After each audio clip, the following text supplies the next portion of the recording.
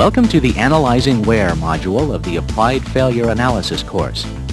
In the introduction module for this course, you were given a brief look at applied failure analysis, what it is, how to do it, and why it's important. In other modules, you studied managing failure analysis, fundamentals of metallurgy, fracture analysis, and visual examination. This module consists of a videotape, an accompanying workbook, and a computer diskette that contains a pre-test and a post-test. Before starting the module, you should ask your training administrator to help you take the pre-test.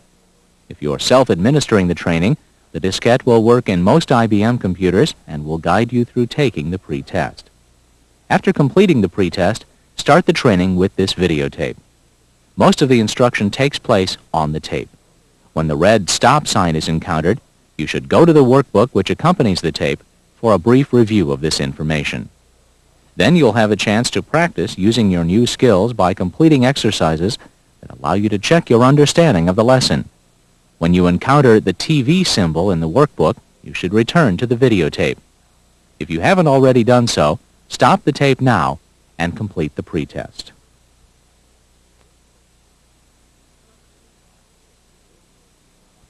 The purpose of this module is to build your skills in analyzing wear failures, in finding the root cause of the wear, and in selecting the appropriate corrective action. It's very important that these jobs are done correctly, or an expensive repeat failure can occur. Wear is defined as progressive loss of surface material due to relative motion and contact between surfaces. Products have many components that wear as they do their job, making periodic replacement of these working parts necessary. Components such as ground engaging tools undergo severe wear conditions and may have a short life expectancy. Parts located inside machines are protected and wear more slowly. Users expect to periodically replace these parts which wear. But when working or environmental conditions become abnormal, wear rates increase and expected life may not be reached before replacement is necessary. If you know what the abnormal wear condition was, you can anticipate what parts have been damaged. But more often you'll be asked to look at damaged parts and trace the wear back to the abnormal condition. Wear analysis is easier if you're already familiar with the machine and its application, operation, and maintenance practices. This familiarity develops awareness of hostile working conditions, gives understanding of operating demands, and gives understanding of maintenance practices. When analyzing wear failures, an organized problem-solving approach, such as the 8 steps of applied failure analysis, serves as a guide in finding the root cause more quickly and accurately. Advantages of using the 8 steps include an organized, logical approach, better focus on finding and thinking with facts, avoiding preconceived ideas, and improving communication and credibility. If you haven't already done so, you may want to view the module Managing Failure Analysis to obtain a better understanding of the importance of using the 8 steps. During the next few minutes, you'll be introduced to a wear analysis procedure that uses 5 wear analysis concepts. You'll also be introduced to 7 wear types which are commonly seen in abnormal wear failures. Good wear analysis requires observing, recording, and thinking with facts. Steps 3 and 4 of the 8 steps of applied failure analysis. This job is easier if you use 5 basic wear analysis concepts. Observe surface features, identify wear type, observe wear location, list enabling conditions, and determine where to go next for more facts.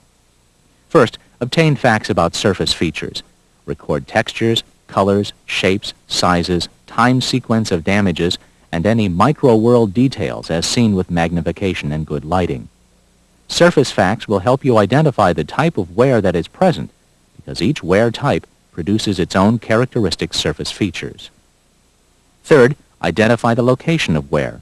Was it off-center? Was it on surfaces that should have no contact? These things will guide your thinking about possible problems with loading, alignment, clearances, or lubrication. Again, the field of search is narrowed to fewer possible root cause areas. Fourth, list possible conditions which could have enabled the surface features, wear type, and wear locations you have observed. What maintenance, operation, application, or parts problems could have produced the surface features, wear type, and wear location facts you have observed? Fifth, make a list of the enabling conditions and prioritize it from the most probable to the least probable condition. Based on the wear facts you have seen, which enabling condition would explain the most facts? This is the most probable enabling condition. The least probable condition is the one that fits the fewest facts. The most probable enabling condition is the place you should go next for more facts about the root cause. Can you name the 5 wear analysis concepts?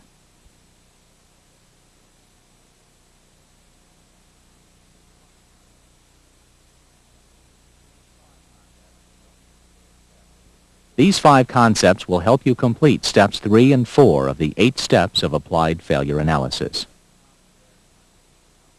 There are 7 common wear types which account for a high percentage of abnormal wear failures. They are abrasion, adhesion, erosion, cavitation erosion, corrosion, fretting corrosion, and contact stress fatigue. Abrasion accounts for a majority of the abnormal system wear failures, while adhesion is the fastest progressing wear type. How can you tell the difference between the wear types?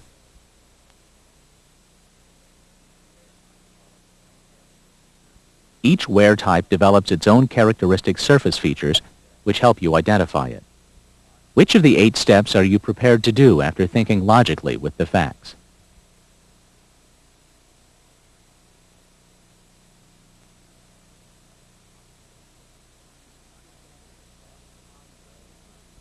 Understanding the 7 common wear types and using the 5 wear concepts will assist you in doing step 5 of the 8 steps, identifying the most probable root cause of the failure.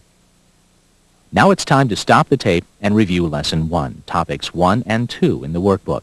Then complete the exercises for these topics.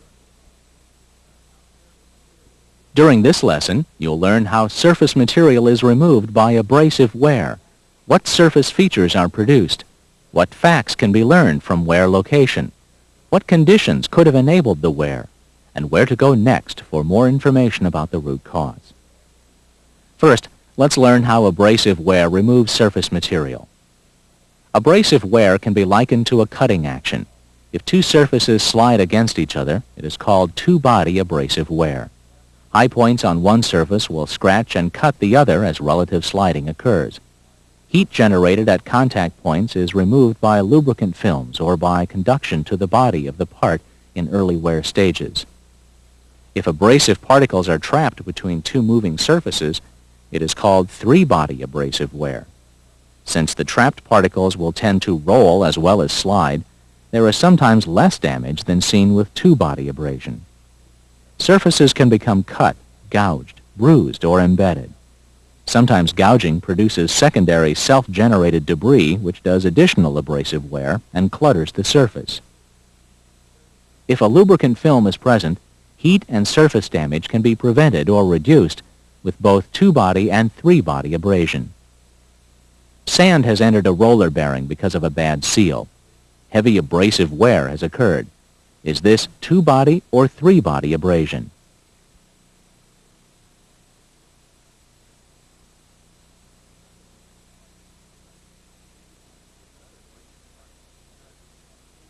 Because abrasive particles were present between 2 contacting surfaces, this is 3-body abrasive wear.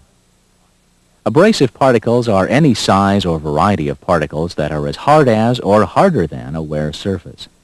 They commonly include grinding disc abrasives, paint chips, dust, sand, dirt, metal shavings, and such. Surface features produced by abrasive wear will vary depending on the abrasive conditions present. Tiny, hard abrasive particles like dust find their way into most systems and produce fine cuts and scratches, leaving a polished appearance. Notice the mirror-like surfaces produced on these gear teeth when fine silt entered the lubricant through bad seals. Somewhat larger hard abrasive particles like fine sand produce larger cuts and scratches, leaving a satin surface finish or a dull look. Large, hard abrasive particles like coarse sand or machining chips can produce deep scratches and gouges.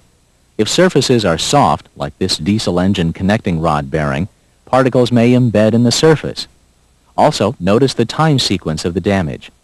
For example, did cutting and scratching occur on top of embedded areas, or did embedding occur on top of scratches? If embedded particles are missing from their holes, it indicates that operation continued after they embedded, breaking up or dislodging the particles. If surfaces are hard, particles will usually not embed, but may cause denting or bruising. A very hard wear surface has many cuts, gouges, and bruises.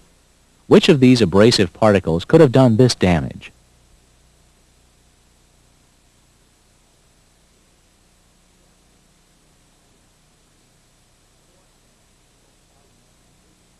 Coarse sand is both hard enough and big enough to cut, gouge, and bruise a hard wear surface. Dust would produce a polished wear surface with no bruises, while aluminum chunks are too soft to damage a hard wear surface. It's time to stop the tape and review Lesson 2, Topics 1 and 2 in the workbook. Then complete the corresponding exercises for these topics.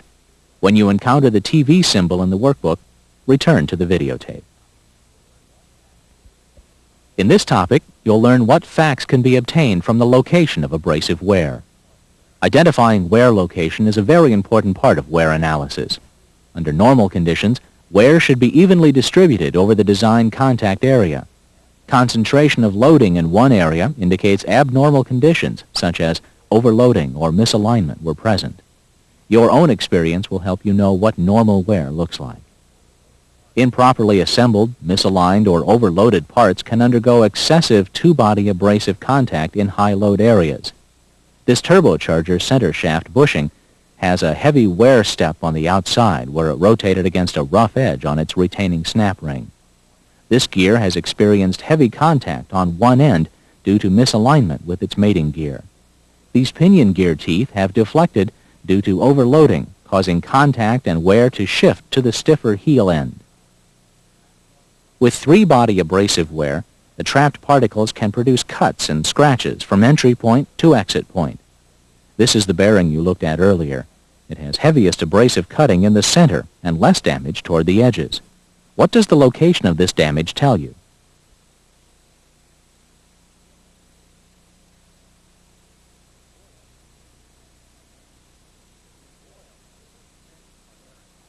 Since oil enters in the center of the bearing and exits at the edges, the abrasive particles probably entered in the center with the oil supply. You're therefore led to gather facts about the lubrication system and filters. In summary, wear location provides facts that can tell you how parts fit together. Profile problems or uneven surfaces produce corresponding wear locations. Location facts can also tell of misaligned, bent, or distorted parts, or guide you to the source of debris entry in three-body wear. After you identify surface features, wear type, and wear location, they'll guide you to conditions which could have enabled the abrasive wear.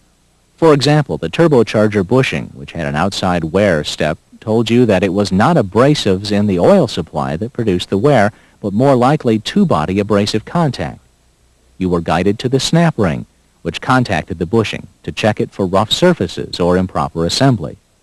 The wear on this ring gear is located on the thick heel end, not the smaller toe end. Overloads can cause gear teeth to deflect, shifting contact to the stiffer heel end. What enabling condition is suggested by these facts?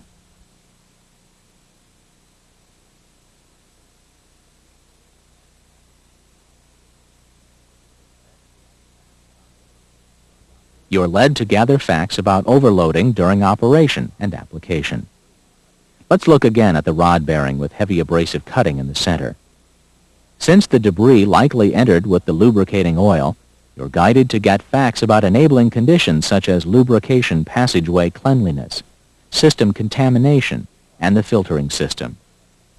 When three-body abrasive wear occurs, enabling conditions are much easier to find if you identify the primary particles that cause the abrasive wear. Use of good lighting and magnification is often necessary to see small particles clearly.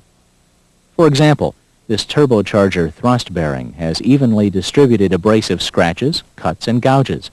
Looking at the surface with a wide-field microscope and good lighting, you recognize that the abrasive particles are spherical, about the same size, and have temper colors. Some of the particles were removed and found to be magnetic. What abrasive particles would have these characteristics?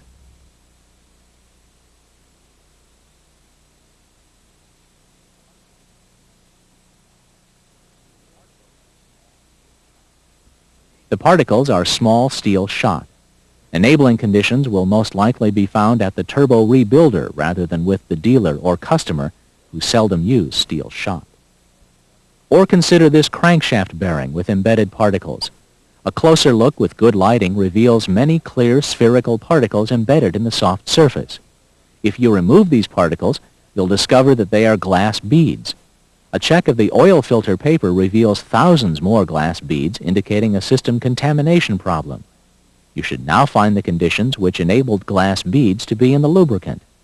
Possible enabling conditions include contamination during rebuilding, contamination during maintenance, or sabotage. Other good places to look for primary abrasive particles are at the bottom of oil sumps, in recessed areas, and in lubricant filters.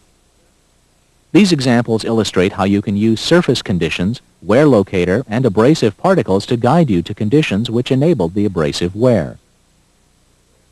After observing surface features, wear type, and wear locations, make a list of possible enabling conditions and prioritize the list according to the conditions you think are most likely and those you think are least likely to have caused the failure. Then, gather facts about condition number 1, number 2, and so on until the root cause is found. For instance, possible enabling conditions for the wear step on the turbo thrust bearing include bad turbo housing or bore, foreign material trapped against bushing, bad snap ring, or snap ring installed wrong. After prioritizing, the list now reads snap ring installed wrong, bad snap ring, foreign material, and bad housing. You should first carefully inspect snap ring installation, then continue on down the list until you found the root cause. In this case, the problem was that the snap ring was installed backwards, with the sharp stamped edge facing the rotating bushing. Inspection with magnification shows that abrasive cutting also occurred on the sharp edge of the steel snap ring. Let's look at an example of abnormal wear and practice the wear analysis concepts we've just learned. How would you describe the surface features of this large connecting rod bearing?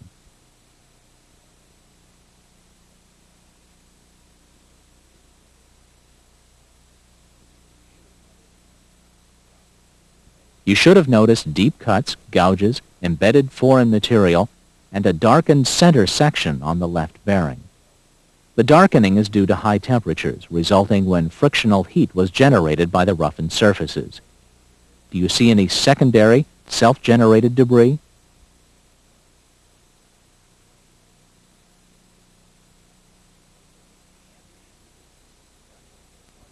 The answer should be yes, especially near parting faces on both bearing halves. Closer inspection with magnification shows localized heat and polishing is also present on the right side bearing in abrasively damaged areas. Notice that the embedded particles have either broken up or dislodged, leaving empty holes. This tells you that the bearing was used for many hours after the debris embedded. What type of wear is present?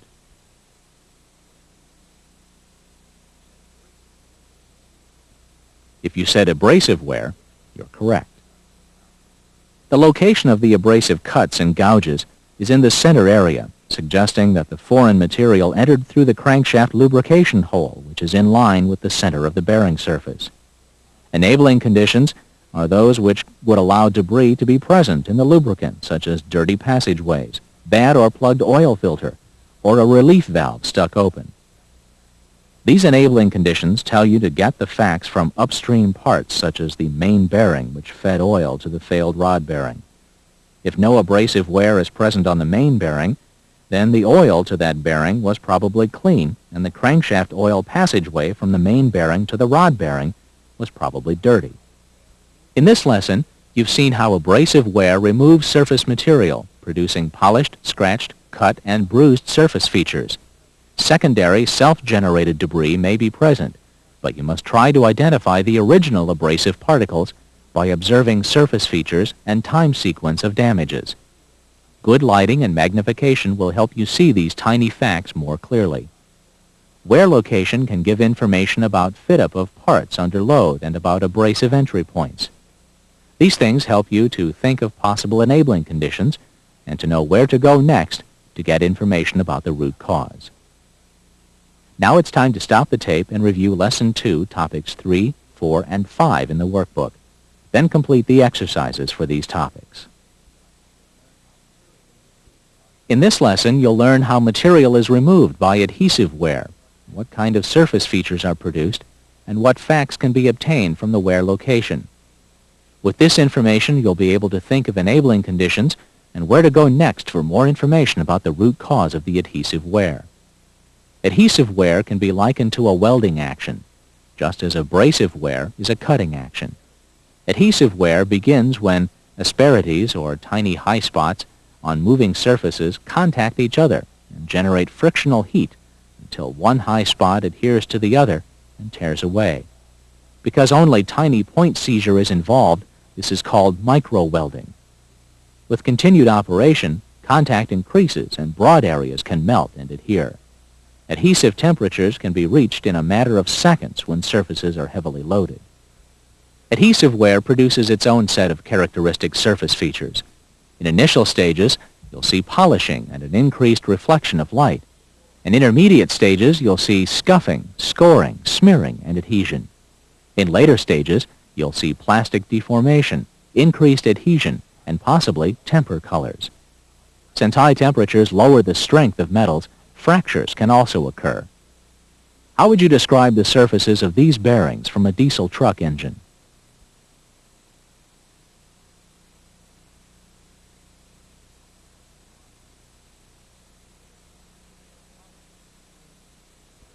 They show polishing or smearing, the initial stages of adhesive wear.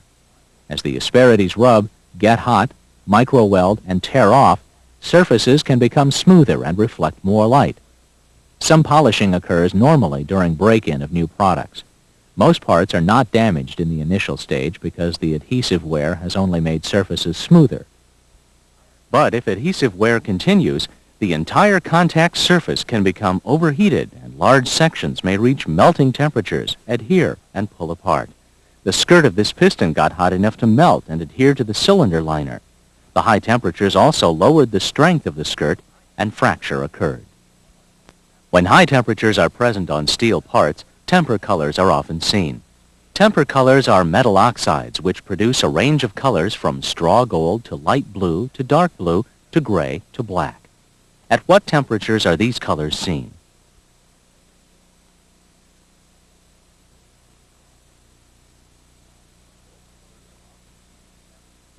The gold colors are often seen when temperatures rise above 400 degrees Fahrenheit. Blue colors up to 1,000 degrees Fahrenheit, and black colors when temperatures rise above 1,000 degrees Fahrenheit. When parts have hard, strong surfaces, adhesive wear usually begins as scuffing or scoring. At first, the surface may have only minor evidence of adhesion, but as wear progresses, surface damage becomes broader and deeper with melting and adhesion of surface materials. What facts are present on this failed gear to show it has been excessively hot?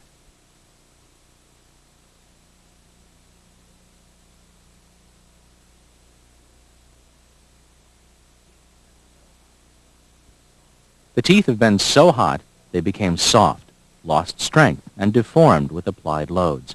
This created tooth interference and further plastic deformation. You can also see black temper colors which tell you high temperatures were present. The weaker surface is usually the one which deteriorates and deposits on the stronger surface. Here, an aluminum turbocharger bushing has experienced adhesive wear and deposited on the stronger steel center shaft. Notice the dark temper colors on the shaft, telling us that temperatures were well above 1,000 degrees Fahrenheit. In summary, stages of adhesive wear are polishing, scuffing, smearing, and adhesion. Plastic deformation and fracture often result after adhesive wear occurs because the part has been weakened by high temperatures. Temper colors may be seen on steel or cast iron parts. The location of adhesive wear can give you many useful facts about why the adhesive wear occurred. Since adhesive wear involves asperity rubbing, heat generation, and localized welding, the wear location directs you to the place where maximum frictional contact occurred. In these areas, parts expand as temperatures rise, clearances decrease, and larger areas of the part develop adhesive wear. For example, these engine crankshaft bearings developed center polishing when the oil film was too thin to keep the bearings from touching the crankshaft. Heat developed in the center, expanding the bearings against the crankshaft, causing the polishing. Continued operation will cause the adhesive wear to get wider and deeper, smearing the surface, as you see on these bearings. In summary, adhesive wear will be located in areas of maximum frictional contact and can progress quickly to melting and seizure if operation is continued. Now let's learn about conditions that enable adhesive wear. Conditions that lead to adhesive wear include parts problems, assembly problems, lubrication problems, excessive sliding speed, and excessive loading. You should be guided by surface features and wear location facts in selecting which enabling conditions could be involved. Parts and assembly problems include interference fit, rough surfaces, and mismachining. These conditions can cause frictional contact and excessive heat generation. Lubrication problems can include low lubricant level, wrong lubricant, degraded lubricant, lubricant that is too hot or too cold, and misdrilled or plugged passageways. Several enabling conditions can be present at the same time. For example, if a vehicle is allowed to coast downhill in neutral and vehicle speed becomes high, gearing connected to the transmission output can overspeed. At the same time, oil supply, which may be a function of engine speed, can become low because the engine is idling. Under these conditions, lube films can be penetrated and metal-to-metal contact, heat, and adhesive wear can develop on gear teeth and bearings. In this example, you end up with three enabling conditions: excessive speed, excessive loads, and insufficient lube quantity. Careful study of surface features, wear type, and wear location facts will help you do the best job of selecting possible enabling conditions. This topic discusses how enabling conditions are used to guide your fact gathering. Once you know where to go for more facts, you're getting closer in your search for the root cause of abnormal wear. The enabling conditions you have selected will guide you in where to go next in your search for more facts about the root cause. If transmission gear facts point to coasting downhill as the most probable enabling condition, you would want to get more facts about operation and application. Or enabling conditions might lead you to maintenance practices, past repairs, or to metallurgical evaluation of failed parts. Prioritize your list of enabling conditions and do the first one first. You'll make fewest mistakes and move most quickly to the root cause if you let facts guide your decisions.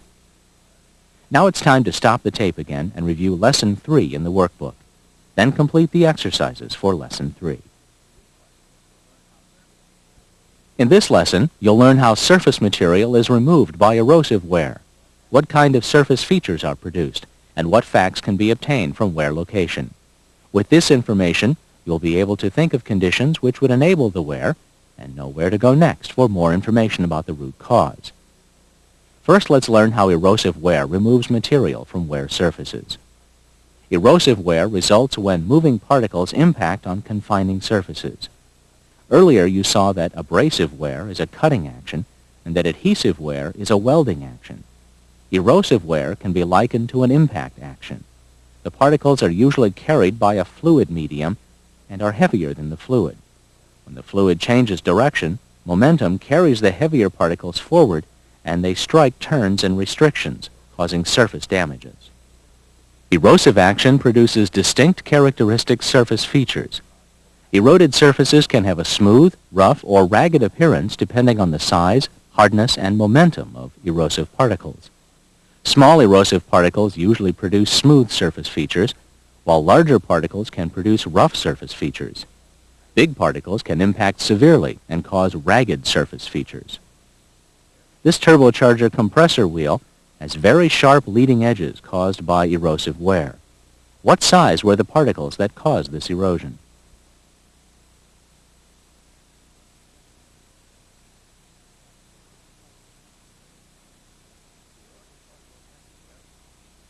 The erosive particles had to be very fine, like dust, because the wheel spins at high speed and the damages are small cuts.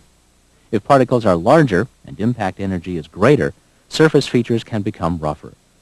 The edges of the blades on this turbocharger wheel are ragged due to high-speed impact with larger particles. Hard debris entered with lubrication in the center of this hydraulic pump slipper gained momentum as it moved outward and hit the outer confining surface. Notice the rough, ragged surface condition after many hours of erosion. High-speed impact with large particles such as dirt and rocks can create rounded or thin surfaces with ragged tears or dents, as we see on this lawnmower blade. Sometimes particles become too large and their momentum change can cause plastic deformation or breakage rather than erosion. This fishing motor propeller hit a gravel bar at high speed, creating both ragged edges and breakage. Now let's look at erosive wear location facts and see how they can help explain why the wear occurred. Erosion occurs where particles are forced to change or reverse direction, such as at turns and restrictions, and where impact velocity is greatest, erosion will be greatest. Notice that the fishing motor propeller has erosive wear most noticeably at the leading edge where it struck the gravel bar. Why is the damage at the leading edge of this turbocharger wheel?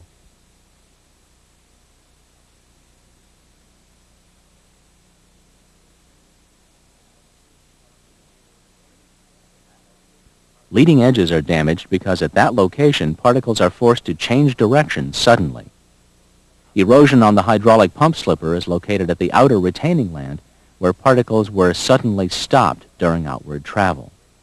Erosive wear on the lawnmower blade is greatest where speed was greatest, at the ends, and there's a heavy erosive undercut where the particles were suddenly forced to change direction.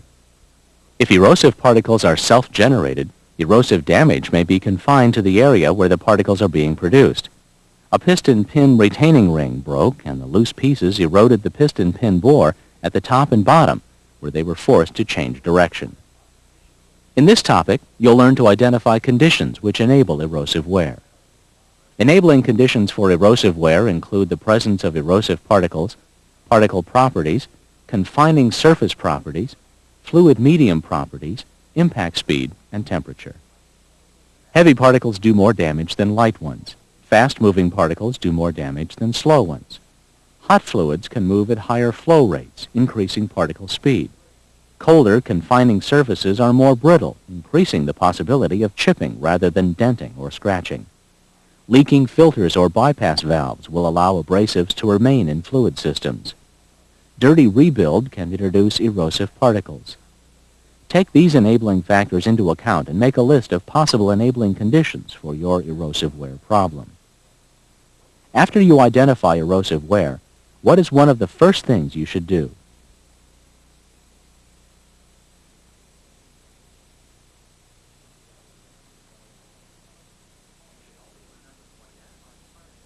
You should always remember to identify the particles that cause the erosion and look for their source.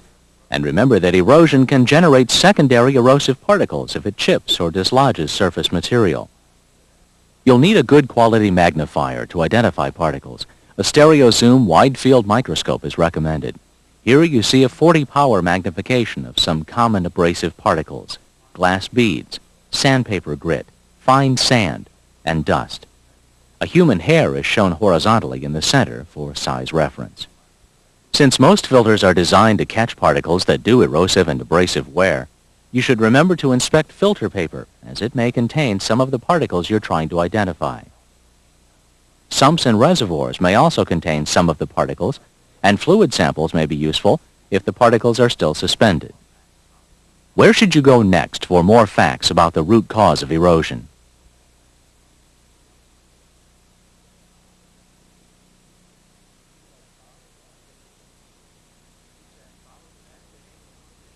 If you said follow the best enabling condition, you were right. Make a list of possible enabling conditions, and then prioritize the list according to the conditions you think are most likely and those you think are least likely to have caused the erosion. Then gather facts about condition number 1, number 2, and so on until the root cause is found. You may be led to gather filter facts. Were correct filters used? Was the filter inoperative? Were operation and application conditions conducive to erosion? Had high pressures or restrictions been present? Is the system contaminated with abrasive particles? Is metallurgical lab assistance needed to identify particles or check integrity of parts? These are some of the areas you could go to next to get needed facts. Now it's time to stop the tape and review Lesson 4 in the workbook, then complete the exercises for Lesson 4. In this lesson, you'll learn how surface material is removed by cavitation erosion, what kinds of surface features are produced, and what facts can be obtained from the wear location. With this information, you'll be able to think of conditions that enable cavitation erosion and know where to go next for more information about the root cause. Cavitation erosion can be likened to impact action, but the impact is caused by fluid striking surfaces rather than hard particles. Let's look more closely at how cavitation erosion removes surface material. Cavitation erosion results when vapor bubbles in a fluid medium collapse near an adjacent surface, causing tiny high-speed jets of fluid to strike the surface. This action occurs mainly in areas of sudden pressure increase. If the pressure increase is gentle, the bubbles may just get smaller, but if the pressure changes abruptly, the bubbles can collapse inward or implode, sending high-velocity fluid jets against the surface. If the surface is not strong enough to resist the impact of the fluid, it may deform and crack after repeated implosions. Surface cracks can be either brittle or fatigue cracks. The cracks grow downward until they join and release pieces of surface material, forming pits. Stronger surfaces may not flex and crack. In this case, incoming fluids strike and clean the surface. Since clean surfaces corrode more quickly than dirty ones, corrosive rate increases in the clean areas, forming slow-growing pits. Over a long period of time, the pits can become deep, sometimes growing completely through the metal. This diesel engine cylinder liner operated for 14 months before pitting caused coolant leakage into the cylinder. For certain situations, additives are available which coat metal surfaces with soft residues to protect the surface from cavitation erosion. For example, in diesel engine cooling systems, this additive puts a protective coating on liners and other sensitive parts. The bubbles are still present and still collapse, but the metal surfaces are protected by the additive layer. As with the other wear types, cavitation erosion produces its own characteristic surface features. If confining surfaces are not strong, they may become cracked and pitted by cavitation erosion. For example, this connecting rod bearing has a soft lead-tin surface layer which has been attacked by collapsing bubbles. Closer inspection shows that the lead-tin surface layer is being flexed, cracked, and removed. More severe cavitation erosion can damage strong surfaces. The aluminum layer on this connecting rod bearing is being cracked and pitted in an area of sudden pressure increase. The surface has developed irregular, rough features. Notice also that as aluminum particles are removed, they've caused downstream abrasive wear, and some have embedded in the soft bearing surface. Cavitation erosion can form broadening irregular pits, as seen on this hydraulic pump flex plate. Closer inspection reveals the ragged surface conditions created by bubbles imploding against the bronze surface.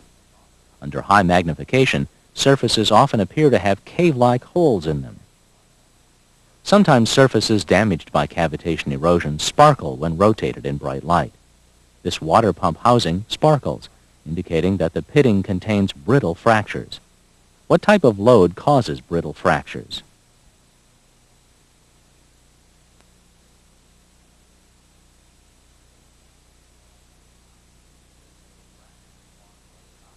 Since brittle fractures are caused by shock loads, you know that the cavitation erosion forces have been very sudden and severe.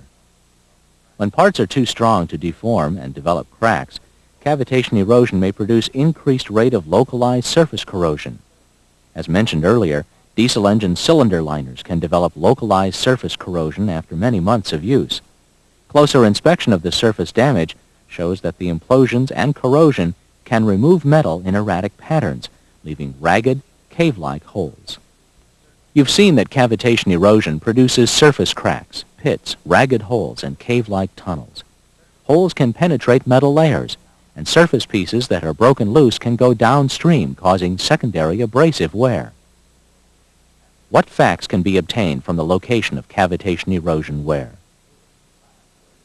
Since bubbles in fluids collapse where pressure suddenly increases, it will be in those same areas that you'll find cavitation erosion surface damage. On this crankshaft bearing, for example, oil pressures rose suddenly just ahead of the high load area, collapsing bubbles in the oil and damaging the surface. Pressure changes were due to combustion forces suddenly squeezing the trapped oil film. Why is the cavitation erosion located near the parting face on this connecting rod bearing?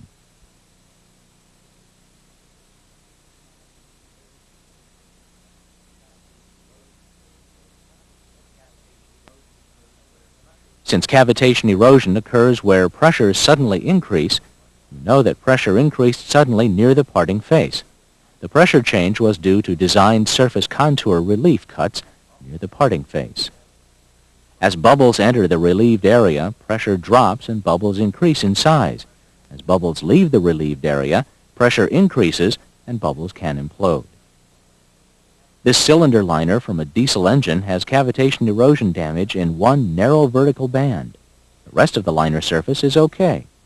This indicates that there were bubbles present in this area and that pressures rose suddenly in this location.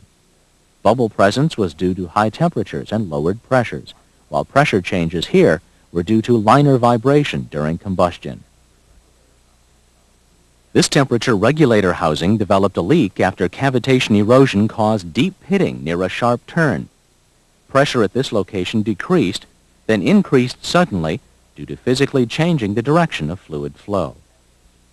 In summary, you'll find cavitation erosion where bubbles are present and where pressures increase suddenly.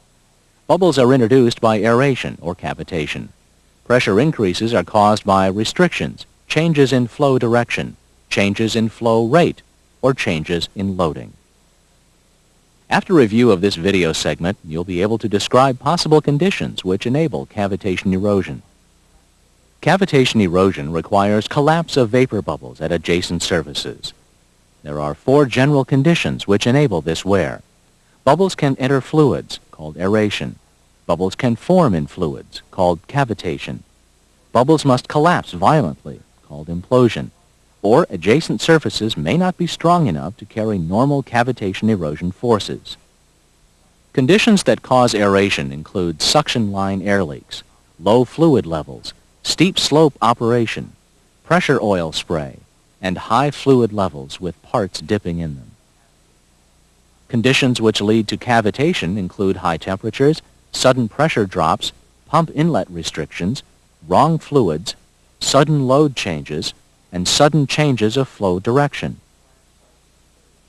When bubbles collapse suddenly and fluids rush inward, it is called implosion. Conditions which cause implosion are those which cause a sudden pressure increase. If pressure increases more gradually, bubbles usually just decrease in size without imploding. It's also possible that surfaces may have low strength due to metallurgical weaknesses, allowing normal cavitation erosion forces to deform them and lead to cracking, pitting, and spalling. What are the 4 basic conditions which enable cavitation erosion?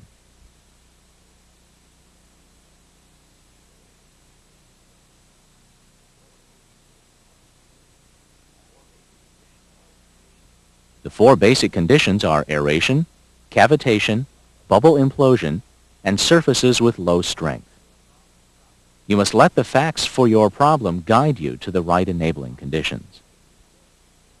Proper choice of enabling conditions will help you think of the next area you should go to for root cause information. Root causes of cavitation erosion may be found in maintenance, operation, and application areas.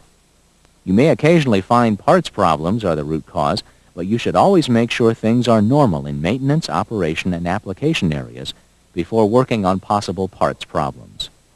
For instance, low fluid levels can allow air to enter suction lines, and high fluid levels can allow moving parts to dip and introduce air bubbles in fluids. You should get facts about quantities of fluids required to fill sumps. Then get facts about fluid level on dipsticks.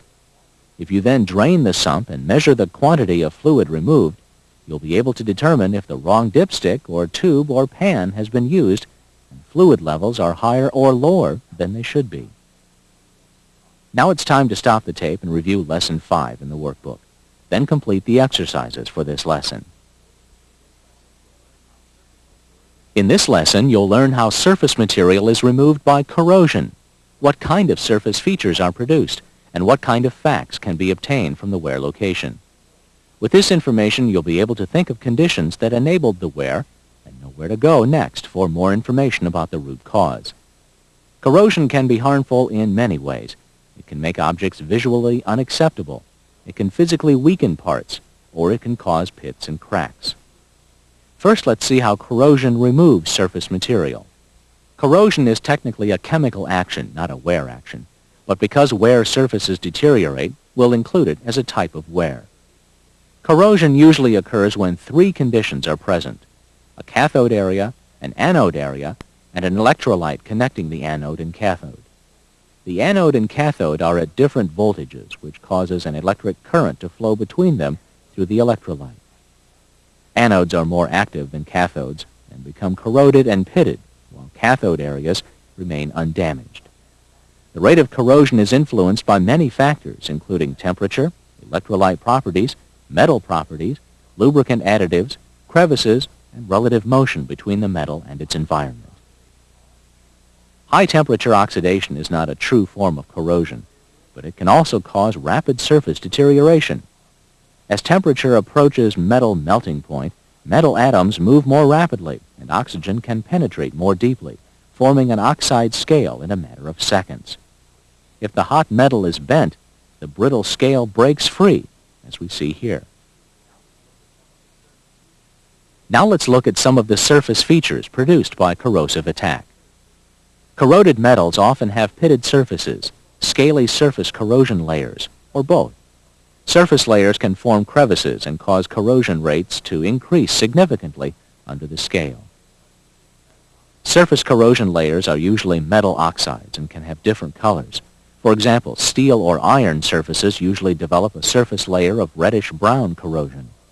Copper and brass corrosion layers are a bluish-green in color, while aluminum layers are often a light gray or whitish color. When the lead-tin surface layer on this connecting rod bearing was penetrated, corrosion began on the aluminum layer underneath, lifting and swelling the surface layers. Where the surface layer is lifted, you can see the thick whitish byproducts of aluminum corrosion beneath. This is similar to the corrosion you see under the rubber cover on a battery terminal. This aluminum oil pan experienced galvanic corrosion when a less active steel support strap, the cathode, was bolted against the more active aluminum oil pan, the anode. During operation, water and salt from highway driving provided the electrolyte between them, starting the corrosion. Under the surface paint is a thick, whitish corrosion layer. Pits developed in the aluminum, concentrating stresses and causing a crack to grow. Where do you find corrosive wear?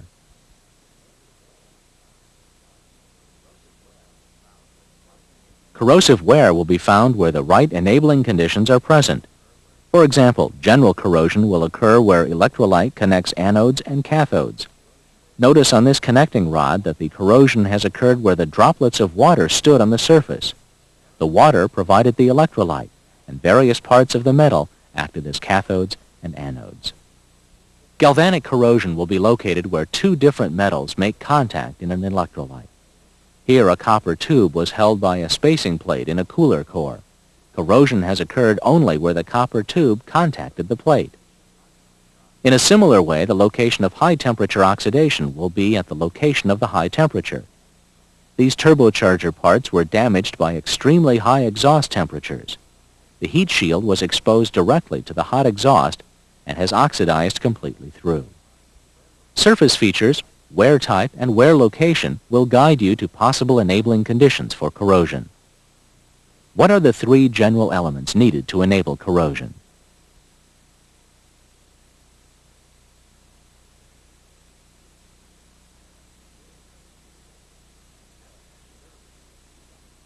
As we mentioned earlier, three elements need to be present to enable corrosion: an anode and a cathode connected by an electrolyte.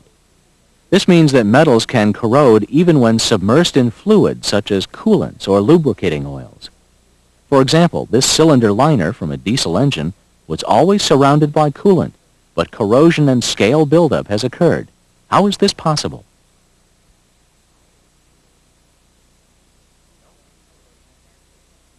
No anti-corrosion additive was used in the coolant to coat the liner and protect it from the electrolyte, the coolant.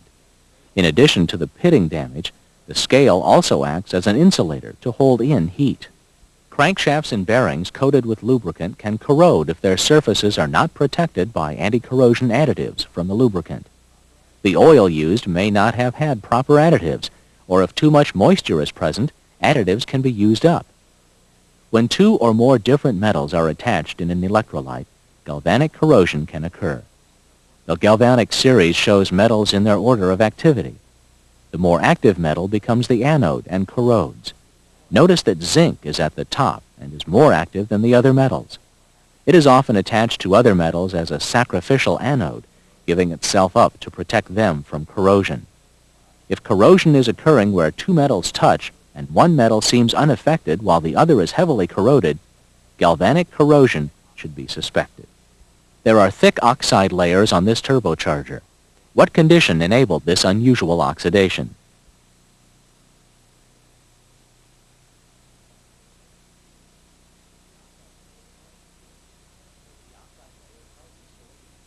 The oxide layer tells a story of excessively high temperature, which increased the atomic activity of surface metal and allowed oxygen to penetrate more deeply.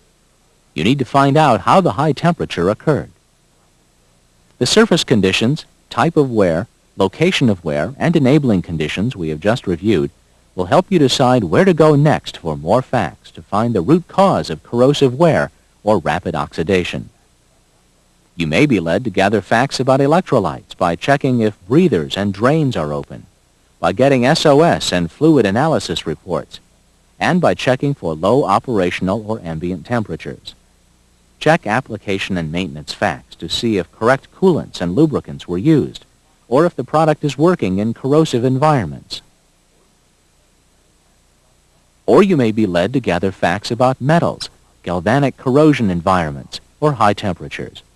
By following an orderly, factual approach, you'll be guided to the area containing the root cause of the corrosion. Now it's time to stop the tape and review Lesson 6 in the workbook. Then complete the exercises for this lesson. In this lesson, you'll learn how surface material is removed by fretting corrosion, what surface features are produced, and what facts can be obtained from the wear location. With this information, you'll be able to think of possible enabling conditions and know where to go next for more information about the root cause. As in previous lessons, let's begin by learning how surface material is removed by fretting corrosion. Fretting corrosion can be likened to frictional welding action.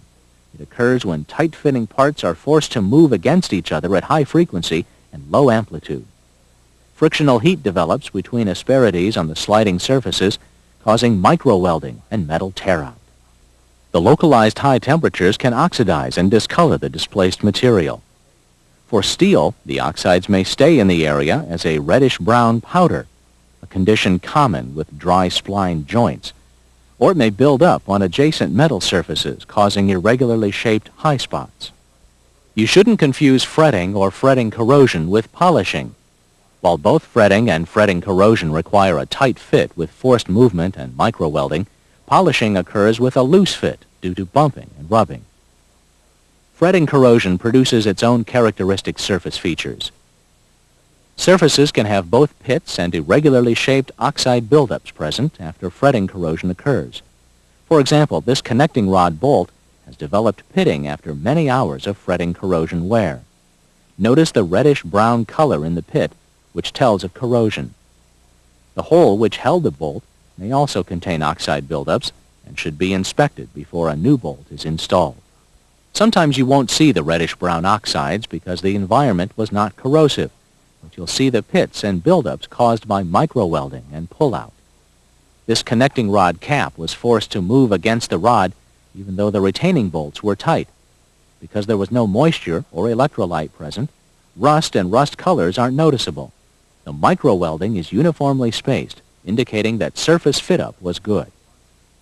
When pits are present on one surface, you should always inspect the other mating surface to be sure no buildup is present, which could cause an interference fit with a new part. This main bearing was installed in a bore which had fretting corrosion oxide buildups from wear on the previous bearing. The new bearing was deformed by the buildups when bolts were tightened, creating the hot spot you see. Other examples of fretting corrosion are this hitch ball shaft, a camshaft load, and a hydraulic pump flex plate. Now let's look at facts that can be obtained from the location of fretting corrosion. Fretting corrosion will be found where tight-fitting parts are forced to move against each other at high frequency and low amplitude. Likely locations would be tight joints held together by fasteners, spline joints, or other contact areas under heavy compressive load. But when fretting corrosion is found in these areas, it tells you that abnormal movement was present, and you need to find out why.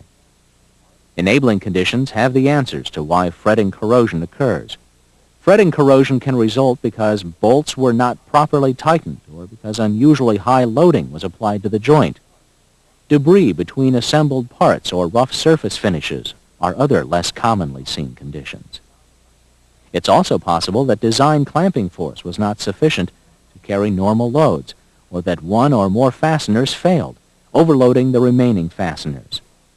You should let the fretting corrosion wear facts guide you to the correct possible enabling conditions. Pick the most likely enabling condition and get facts in that area next. You'll want to gather facts about how the parts were loaded, their surface finish, and the fasteners that held them together. Look for evidence of other failed parts which may have caused sudden cyclic overloads.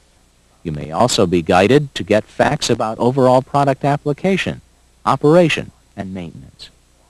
When you find facts that explain why fretting corrosion occurred, you're close to the root cause. It's time to stop the tape and review Lesson 7 in the workbook. Then complete the exercises for Lesson 7. In this lesson, you'll learn how surface material is removed by contact stress fatigue, what kind of surface features are produced, and what facts can be obtained from the wear location. You'll then be able to identify conditions that enabled the wear and know where to go next for more information about the root cause. Let's learn how surface material is removed by contact stress fatigue. Contact stress fatigue wear can be likened to a flexing and cracking action. It results when moving metal surfaces make contact under cyclic loads. The motion can either be sliding or rolling. Fatigue cracks can develop on or below the surface and lead to pitting or spalling. When two surfaces slide against each other, tensile stresses develop which can start fatigue cracks at the surface. As the cracks spread and join together, surface material is released and pits are formed. By the time pits can be seen on the surface, cracks have probably already progressed much farther and deeper than the pitting indicates. Rolling contact depresses the surface, producing a shearing action inside the part.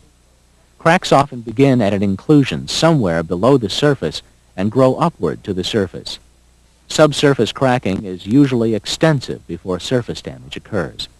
This allows large surface pieces to break free, a process called spalling, exposing rough, cracked areas beneath. When the cracking starts near the case-core interface, it is referred to as case crushing. Let's look at some examples of surface features produced by contact stress fatigue. Are connecting rod bearings subjected to rolling or sliding loading?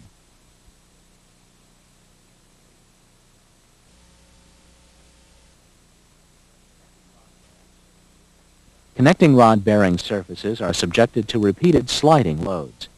After millions of load cycles, the surface layers may develop cracks and pits due to contact stress fatigue. The aluminum layer on this bearing developed surface cracks which progressed downward. As cracks joined together, pieces of the surface were released, forming pits which grew deeper and deeper. Eventually, one of the damaged bearings failed totally. On hard parts like this gear tooth, sliding contact stress can cause plastic or permanent flow of the surface, a condition called rippling. More severe sliding loads can cause surface cracks and localized pitting. If operation is continued, pitting can become broader and deeper. On gear teeth, sliding contact stress fatigue cracks usually start in the lower part of the tooth and grow upward, developing V-shaped pits, as you see here. Gear teeth also experience rolling load during operation. Excessive rolling contact stress caused the surface of these gear teeth to flex inward, starting fatigue cracks beneath the surface at the interface between the hard surface and the softer core. Cracks grew upward, finally reaching the surface. With continued use, large pieces of the surface spalled out, exposing the rough, fractured surface beneath. This is called case crushing, and can also result if cores are too soft or cases are too thin.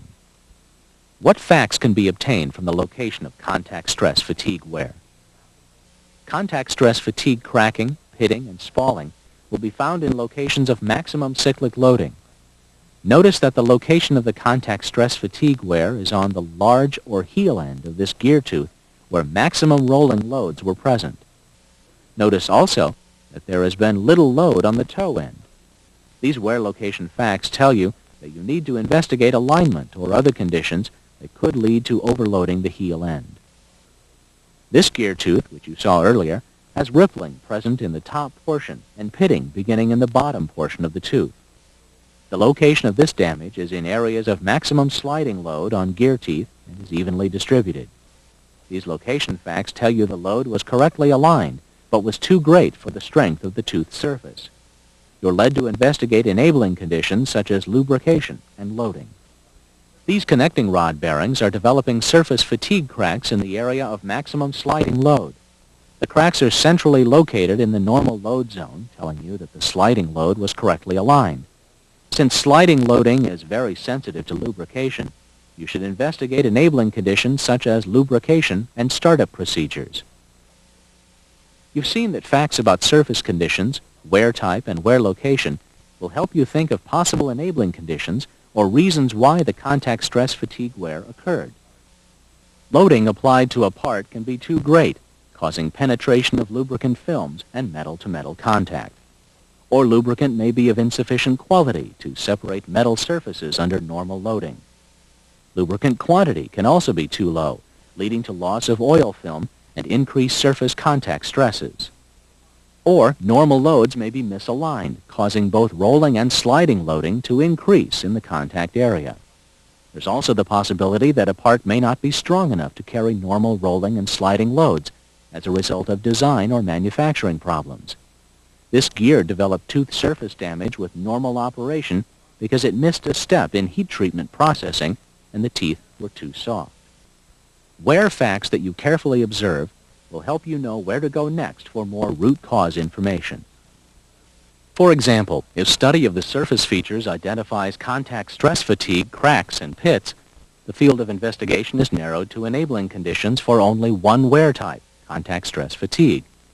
Then, if location facts show misaligned contact is present, the field of search for the root cause is narrowed even more to the conditions which could cause misaligned contact. Wear facts act as guides to help you efficiently find the root cause. Now it's time to stop the tape and review Lesson 8, Topics 1, 2, 3, 4, and 5 in the workbook. Then complete the exercises for Lesson 8. You've just studied 5 wear analysis concepts and applied them to 7 common wear types. The 5 wear concepts are 1. Observe surface features. 2. Identify wear type. 3. Observe wear location. 4. List enabling conditions. And 5. Determine where to go next for more facts about the root cause. The 7 wear types you studied are abrasion, adhesion, erosion, cavitation erosion, corrosion, fretting corrosion, contact stress fatigue.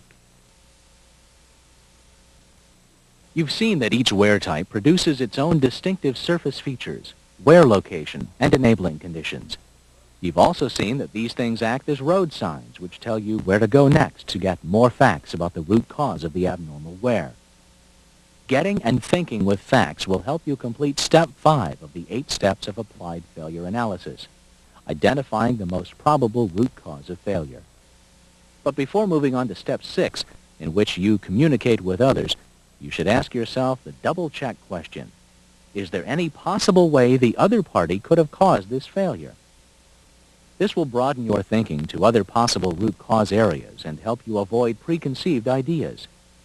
Even when you have many facts, it's possible to follow preconceived ideas, since everyone has a tendency to say, I know what caused this failure because I've seen results like this before.